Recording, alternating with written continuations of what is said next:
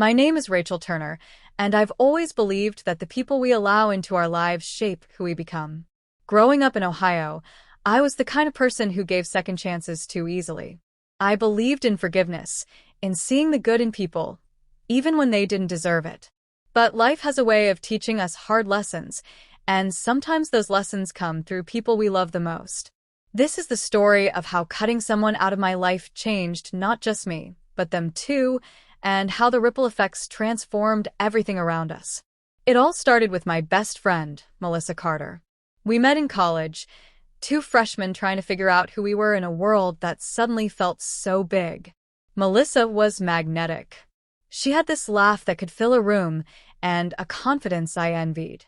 While I was quiet, careful, and cautious with my choices, Melissa lived boldly, sometimes recklessly. But that was what drew me to her. She brought color into my otherwise black and white world. For years, we were inseparable. We survived exam weeks, heartbreaks, and even celebrated landing our first jobs together.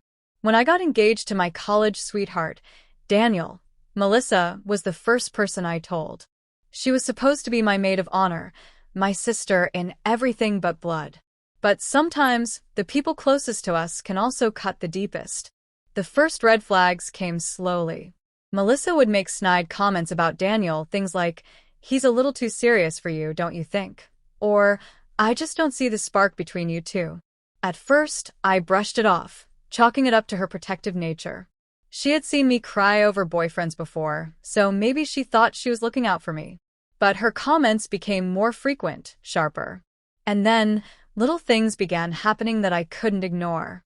Once, she told me she couldn't make it to dinner because she was busy with work, only for me to find out she had been out with Daniel at a coffee shop, talking about me. When I asked her about it, she laughed it off and said I was being paranoid. I wanted to believe her. I wanted to believe my best friend and my fiancé were just being friendly. But the truth eventually surfaced in a way that shattered me. One rainy Thursday night, I stopped by Daniel's apartment. This was before we officially moved in together. I had picked up his favorite takeout, thinking I'd surprise him. I let myself in with the key he had given me, only to hear voices from the living room.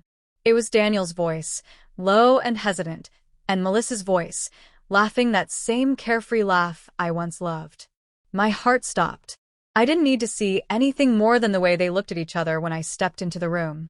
The guilt on Daniel's face, the smugness in Melissa's eyes, it told me everything. I dropped the bag of food on the floor, my hands shaking so badly that the containers spilled open. Neither of them said a word. Daniel tried to reach for me, but I pulled away, my chest tight, my world spinning. Melissa didn't even apologize. She just sat there, arms crossed, as if daring me to react. That night, I ended both relationships. I called off the engagement, and I told Melissa she was no longer a part of my life. It was like ripping my heart out of my chest, but deep down, I knew it was the only choice I had. For months, I was broken. I barely ate. I could hardly sleep, and I questioned everything about myself. How could the two people I trusted most betray me like that? Did I miss the signs? Was I not enough? But something happens when you hit rock bottom. You either stay there, or you climb your way out. And I decided to climb.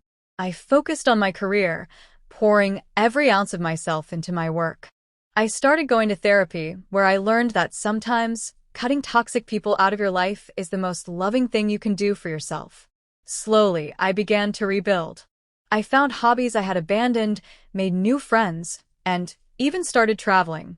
Meanwhile, I heard through mutual connections that Melissa's life wasn't going so well. She and Daniel tried dating, but it didn't last. Apparently, they fought constantly, and he eventually broke things off with her. Melissa bounced from job to job, burning bridges with almost everyone she met. At first, I felt a sense of satisfaction hearing that. Part of me thought, she deserves this.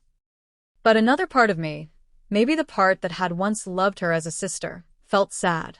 She had made her choices, and now she was facing the consequences.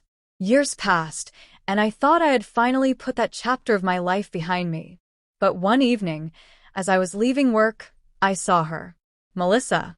She looked nothing like the vibrant, confident girl I had once known.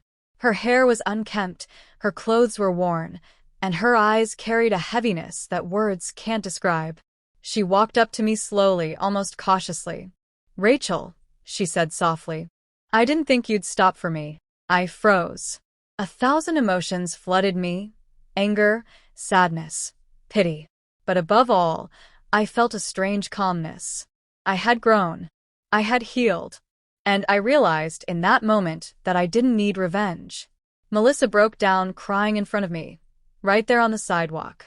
She told me her life had spiraled out of control since I cut her off. She lost friends, jobs, and the sense of belonging she once had.